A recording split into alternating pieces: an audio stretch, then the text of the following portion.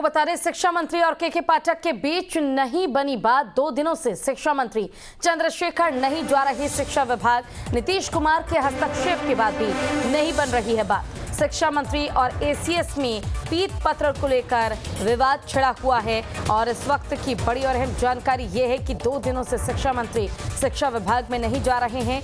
के पाठक और प्रोफेसर चंद्रशेखर के बीच जो विवाद छिड़ा है, इसको देखते हुए ये अंदाजा लगाया जा रहा है कि अब ये विवाद कब तक सुलझेगा। ज्यादा जानकारी के लिए हमारे साथ हमारे संवाददाता उत्कर्ष लगातार जुड़े हुए हैं। उत्कर्ष, पीत पत्र को लेकर विवाद जो शुरू हुआ, नीतीश कुमार के साथ मीटिंग हो गई, आरजेडी सुप्रीमो लालू प्रसाद यादव ने इस पर बयान दे दिया, लेकिन बावजूद इसके अब तक ये विवाद सुलझता नजर नहीं आ रहा है।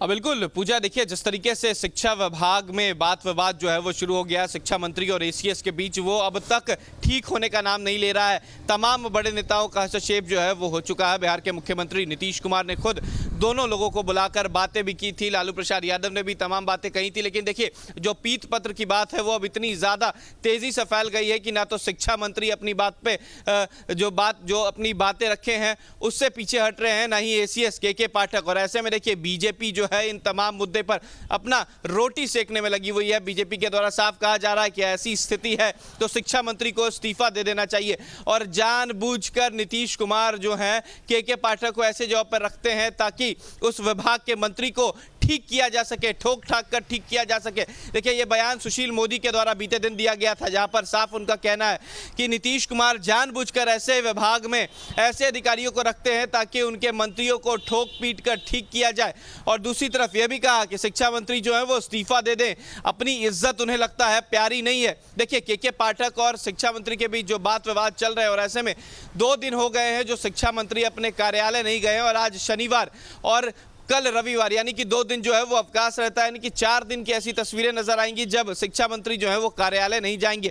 के पाठक और शिक्षा मंत्री के बीच जिस तरीके से तनातनी देखने को मिली है, ये कहीं ना कहीं एक गंभीर रूप लेते जा रहा है। और अब जब मानसून सत्र सोमवार से शुरू होगा तो भी इसको लेकर हंगामा जो है वो सदन में होगा।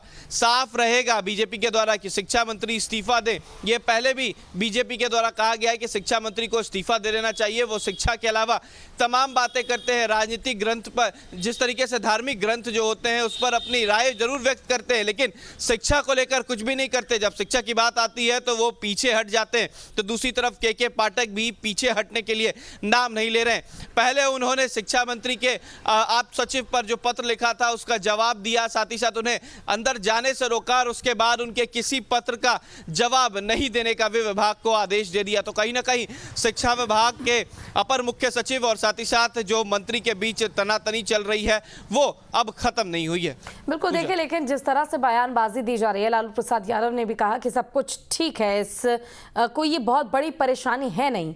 डैमेज कंट्रोल करने की आप कितनी ही कोशिश कर ले, ऊपर से चीज़ों को आप कवर करने की कितनी ही कोशिश कर ले, लेकिन आपके ही मंत्री हैं जो मौका देते हैं विपक्ष को ये बोलने का कि वाकई महागठबंधन में सब कुछ ठीक नहीं है, अधिकारी आपकी बात नहीं मानते। कई बार होता है मंत्री आपकी बात नहीं मानते। मीटिंग हो गई, मुलाकात हो गई, के पाठक पहुंचे इस बैठक में जहां नीतीश कुमार के साथ मीटिंग हुई, बावजूद इसके कुछ भी सुधरता नजर नहीं आ रहा है, जिससे ये जरूर साबित होता है कि आला कमान की बातों को कितना तवज्जो दिया जाता है महागठबंधन में।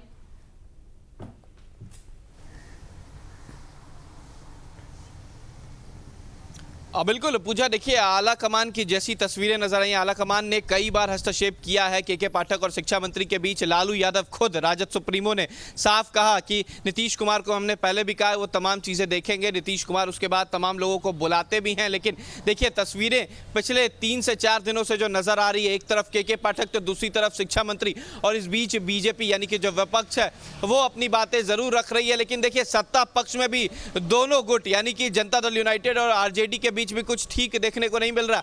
एक तरफ जो आरजेडी है वो के पाठक को लेकर सवाल खड़ा करती है, तो जनता दल यूनाइटेड शिक्षा मंत्री को लेकर ही सवाल खड़ा कर देते हैं। शिक्षा मंत्री को लेकर साफ जो जेडीयू के प्रवक्ता हैं वो कहते हैं कि उनकी जो तरीके हैं काम करने के वो ठीक नहीं है। वो शिक्षा के अलावा तमाम बातें करते हैं, लेकिन शिक्षा को लेकर जब बातें आती हैं तो वो पीछे हट जाते हैं। तो दूसरी तरफ राजद के नेता के द्वारा यह कहा जाता है कि ऐसे अधिकारियों को कान पकड़कर बाहर कर देना चाहिए। तो राजद विधायक भाई वीरेंद्र यहां तक कह जाते हैं कि मुझे मंत्री बनाया जाए, मैं इन्हें ठीक कर दूंगा।